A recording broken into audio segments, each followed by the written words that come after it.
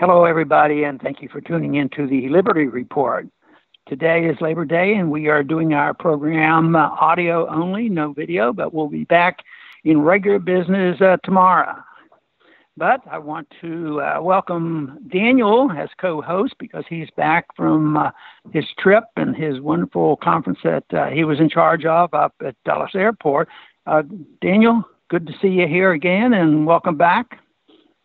Good to be back with you, Dr. Paul. Good. Today, Daniel, I want to talk about it. There's been a couple articles out, and I've talked about this subject for a long time. How long will the American empire end? And right now, there's a lot more talk about it and recognition that it's unsustainable. And there are economic statistics that verify this, and there certainly are foreign policy problems that we're facing that indicate that we're not the powerhouse that we used to be. And I know that we've heard a lot of propaganda how great the economy is, and there are statistics that are, at least they're better than what they could be, but there's no indication that there's real growth. If you look at the growth in this country compared to the debt, guess what? Debt is going up about 5 or 6 times faster than manufacturing. And so what we have right now is everything based on debt, and that's self-limiting, and that's one of the reasons I've stuck to my argument that you'll see the disappearance of it because we've become soft. We don't emphasize the work ethic. The socialists are on the attack, and everybody thinks they can get something for free, and the deficit's exploding. And there's really not much attention paid to this. If you look at the current administration and the current Congress, there's really, Republican or Democrat, there's not much concern about deficit. So if we're right on this argument that debt can be very, very harmful eventually, but more likely it'll be slower and has been slow because we've had the reserve currency of the world. But I think it's cracking. I think Jackson Hole meeting just recently indicated that the internationalists, the financiers that were there, are getting concerned about our economy collapsing. But I'm sure you've thought about this a little bit because I think that there may hopefully be some good news on the foreign policy because it might have to force us to change our policy. Yeah, and our inspiration for today's show was a piece we saw on internationalman.com written by Jeff Thomas. And it's a great piece, Falling from Grace, the Decline of the U.S. Empire. And I think it's great maybe just because it agrees with what you've been saying and we've been saying on the show for a while, which is, a couple of real important takeaways. One of them being that once an empire starts collapsing, it's inexorable. It can't be reversed. And it also happens at great speed. It happens so quickly people don't know what happened. And it's happened before in history over and over again. And there's a pattern that empires go through before they collapse, and it starts with strong work ethic, self-reliance. They build a strong nation based on that, and that's how certainly the early 20th century. But then comes the desire to dominate others, and Jeff Thomas writes about this starting with Teddy Roosevelt, but then he started talking about the decline in the 60s is where it began when the U.S. started pursuing unwinnable wars, began accelerating the destruction of the currency. Of course, that'd be the early 70s, and to expand itself into control of the world, and that started the decline, and that's what Jeff Thomas wrote. And that kind of goes in line with what we've been saying, and it sort of underscores our big fears for the future. I think so much of this starts off as a moral issue of the people, looking for something for nothing and believing the wealth will last forever, have a military power that's the greatest, and having a currency that we can print endlessly. And it does create what you were talking about, this dependency and getting rid of the work ethic. But I think that it really boils down to how people react to having prosperity, because in many ways, it's ironic, I think, freedom and free markets and sound money gave us great wealth. But in some ways, we became complacent for it because more people say, well, I don't want to participate. Why don't you just give me help? And so the welfare state grows. So the wealth in itself is a temptation for people to go and drift. And I think that's where we are right now. we think it's going to last. So many of our officials thought it would last forever. And we're suggesting and agreeing with others who think that there will be an end to this. And I think we're especially vulnerable, more so than many other empires. I think this empire is more powerful, bigger, and there's greater distortion and greater debt than any time in our history. And it's because it is a global economy. It is because of the consequence of the dollar becoming so powerful, especially after World War II, which enhanced our ability to become the dominant force. And instead of thinking that, that we're great because we're hardworking, we're great because we became the biggest counterfeiter in the history of mankind, and we're still doing it. And this one thing that gets to me when they talk about this is there's always going to be a blame game. Republicans blame Democrats and vice versa, but that's not where the real blame is going on. Right now, people are looking to blame foreigners. It's Chinese. It's all the Chinese fault. They sell us too much cheap stuff, and we give them all that paper money. And China and Russia's statistics aren't all that bad. If you look at the growth that they have essentially no accumulation of debt. Yet our debt is exploding, and the GDP doesn't really represent growth. Some of the statistics are the same as they were, 10 years ago when the crunch came. So in reality, so much is superficial, and it's based on deficit financing and borrowed money, borrowed time. And I think we have deceived ourselves. But I think this is why there's so much disruption in the country and arguments going on now, because I think everybody senses there is a problem.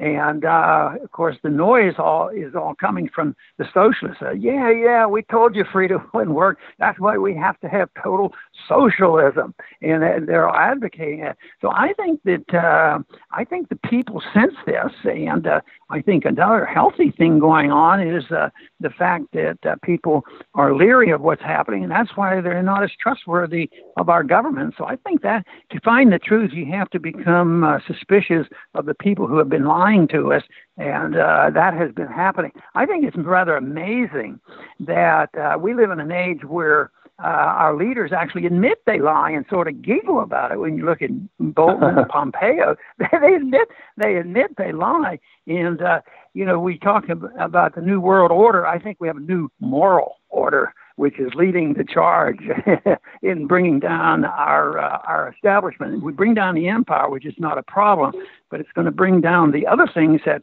made America great too, and that's where our concern should be. Yeah, exactly. And it's hard to wake up to the reality of what's happening, and it's so that's why you'll be called un-American or something if you look at it. But Jeff Thomas in this piece we're talking about makes a good analogy. We talked about the Schoolyard Bully. Where the bully slowly rises based on his strength and aggressiveness. After a few fights, he's revered, then he's feared. And then his lackeys are all around him. But then he becomes hated, and all the other kids want him to be defeated.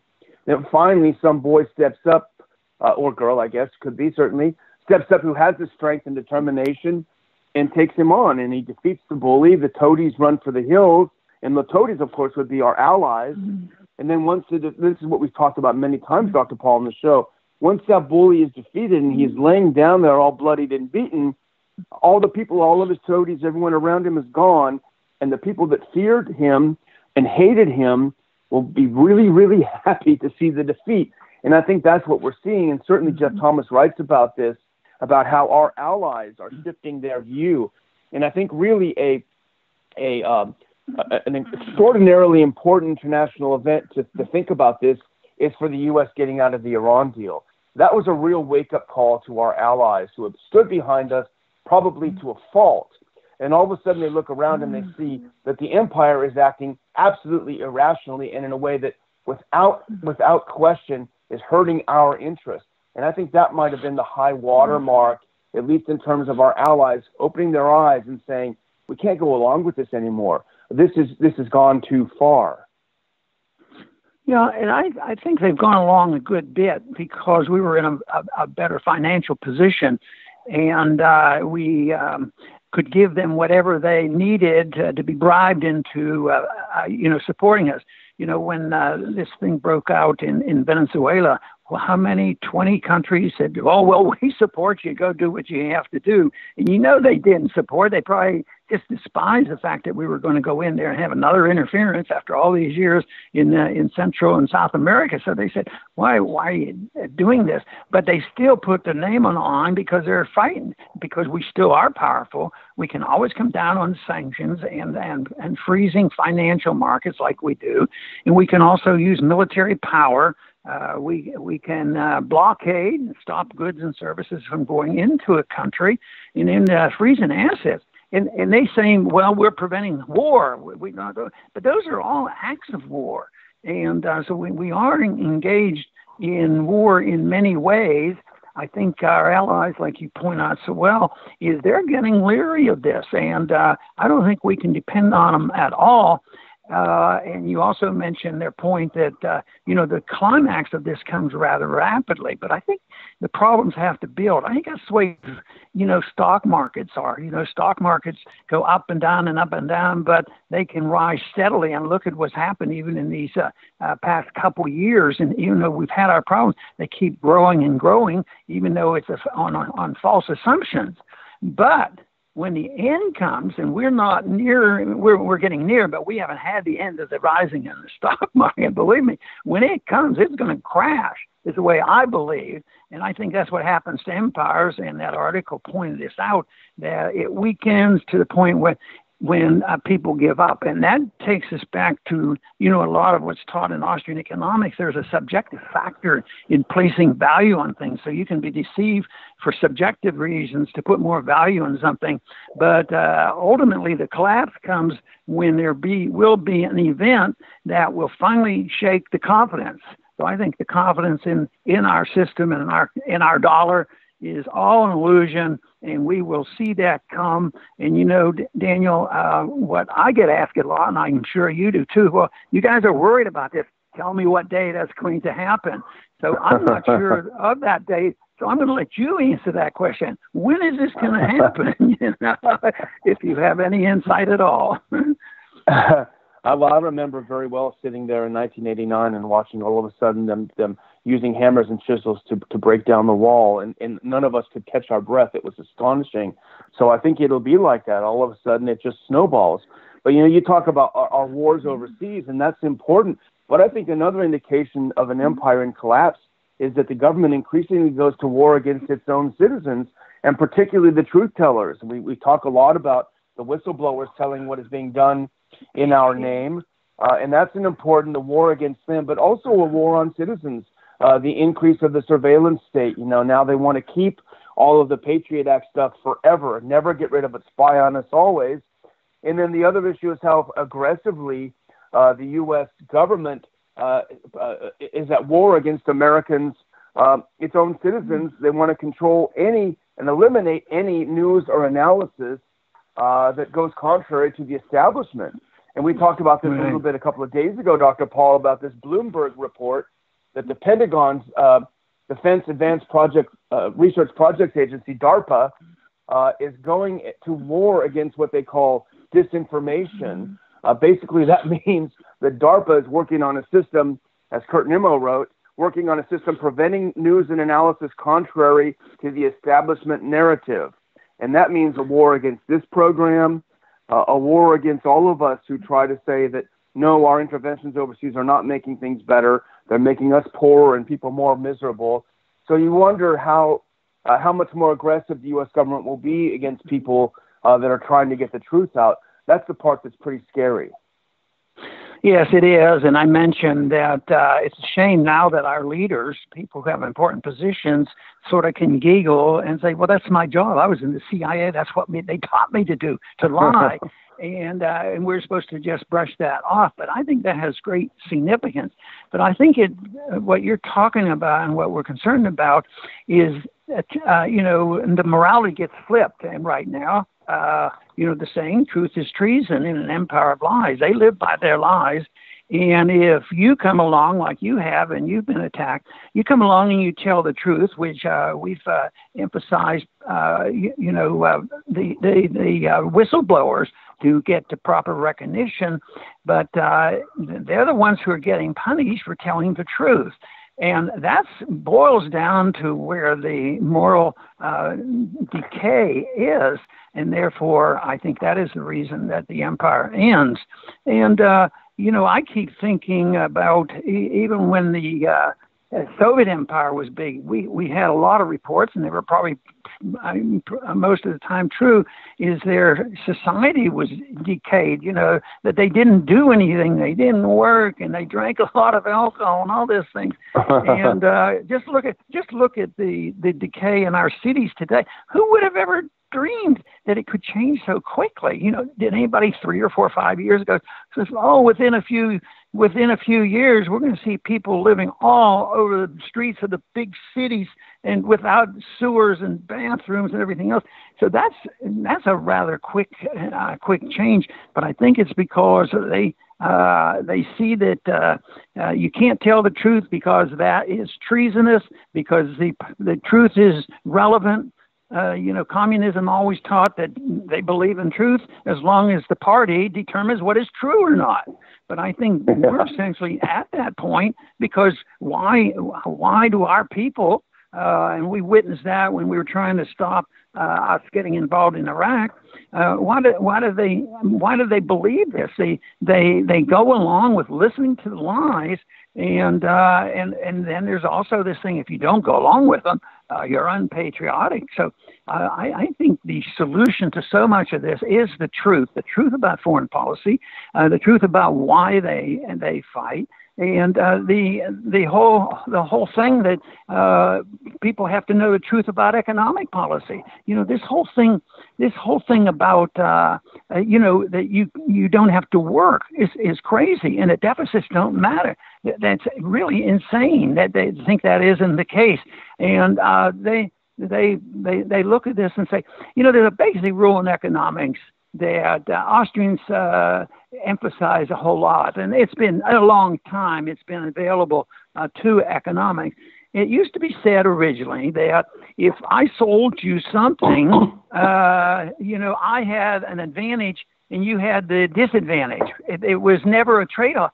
But when people do it voluntarily, not one side wins over the other side, both sides win. So that law and rule and understanding is totally destroyed. And this idea that to live and eat and have a house, you're supposed to work, and people say, well, that's cold and heartless. Well, I would say that if you create an environment that turns our streets like San Francisco and LA and all these cities that look like third world cities, I would say if you're unconcerned about that and you perpetuate the philosophy that gave us that you don't have enough concern to study and find out what really causes the kind of problems that brings an empire down.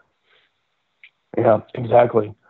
Well, I would just close out, if we're ready, excuse me, by saying you talk about the war on truth tellers, and I guess in my own small, relatively insignificant way, I got caught up in that, strangely enough. And we've talked a lot on the show about how the social media uses NATO-funded and military-industrial complex-funded fact checkers and organizations to decide who should be banned and who should be silenced, and how disturbing that is. Well, it came home to roost a few days ago when I found out, according to Twitter, that I've been permanently banned from Twitter for basically making fun of Sean Hannity.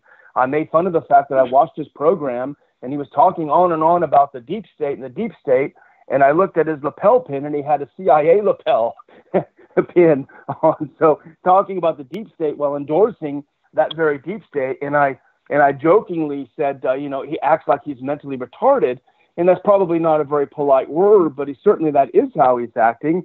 The word is used by millions of people on Twitter with impunity, but somehow in this case, I got caught up, and they said because I did that, I was promoting hate, and so banned permanently. So not that my little effort to get the truth out is very significant, but it certainly means that I will not be able to tweak the noses of these sort of hypocrites, I think, any longer. Okay, very good, Daniel. And I'm going to finish off with a positive note. Some days it's hard to find one, but there's a positive part of this. I mean, more and more people are starting to realize that our government's lied to us. More and more people will realize that the current status quo is ending. The far left progressives know that, and they're lining up to pick up the pieces. But I think those of us who believe in liberty and understand how it works and how free market property ownership works, now this is good because it's not going to be changed by the Congress. You can send a message and you can spread news that way. But no, the empire has to end. The whole system has to be rooted out, and that has to happen for us to be able to assert and put our positions in place. And this is where we have excelled. The libertarian message, especially in the free market, is better understood than ever. But the obstacles have always been great, and they always will be great. But I mean, if truth is on our side, eventually it's supposed to win out, even though all we have to do is convince them that we have changed the status quo. We no longer believe that the empire should lie to us, and all we want to hear from the people is the truth. I want to thank everybody for tuning in today to this Liberty Report. Please come back soon.